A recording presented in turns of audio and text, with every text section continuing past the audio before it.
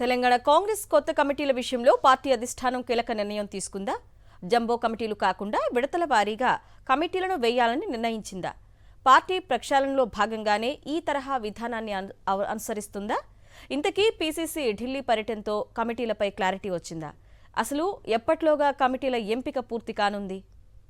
Telangana Congress party కార్యవర్గం విషయంలో కీలక పరిణామం చోటు చేసుకుంది. చాలా కాలంగా కార్యవర్గం ఏర్పాటు విషయంలో అనేక చర్చలు జరిగిన తర్వాత అధిష్టానం కొన్ని పోస్టులకు గ్రీన్ సిగ్నల్ ఇచ్చింది. పీసీసీ చీఫ్ మహేష్ కుమార్ గౌడ్ తాజా హస్తిన పర్యటనలో పార్టీ పెద్దలు స్పష్టత ఇచ్చారు. ప్రస్తుతం దేశవ్యాప్తంగా పార్టీ ప్రక్షాళన కార్యక్రమం జరుగుతోంది. బూత్ స్థాయి, గ్రామ, మండల స్థాయి కమిటీలతో పాటు జిల్లా కాంగ్రెస్ కమిటీలను బలోపేతం చేయాలని భావిస్తోంది. అందుకోసం శాంపిల్ గా గుజరాత్ మోడల్ విధానానికి శ్రీకారం చుట్టారు. గుజరాత్లో జరిగే ఇంప్లిమెంటేషన్ ను దేశవ్యాప్తంగా అమలు చేయాలని భావిస్తోంది. ప్రస్తుతానికి ఒకే ఒక వింగ్ ఉపాధ్యక్షుల పోస్టులను మాత్రమే భర్తీ చేయాలని నిర్ణయించింది.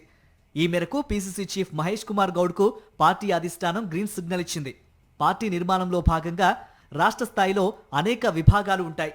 పీసీసీ చీఫ్ తర్వాత వర్కింగ్ ప్రెసిడెంట్లు, ప్రచార committee, AICC implementation committee, general సెక్రటరీలు, ఉపాధ్యక్షులు, అధికార ప్రతినిధులు, అనుబంధ విభాగాల అధ్యక్షులు, ఇలా పార్టీలో కీలకమైన పోస్టులుంటాయి.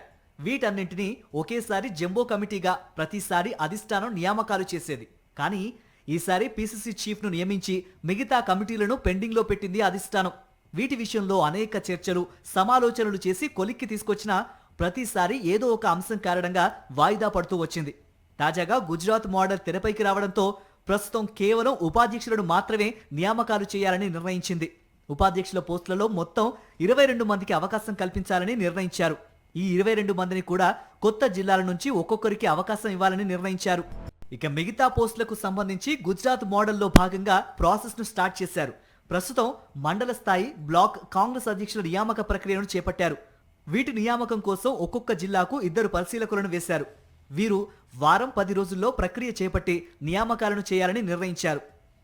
ఆ తర్వాత జిల్లా కాంగ్రెస్ అధ్యక్షుల ఎంపికను కూడా ఏఐసీసీ పరిశీలకులతో పాటు రాష్ట్ర పరిశీలకులు కలిసి ప్రక్రియను పూర్తి చేశారు.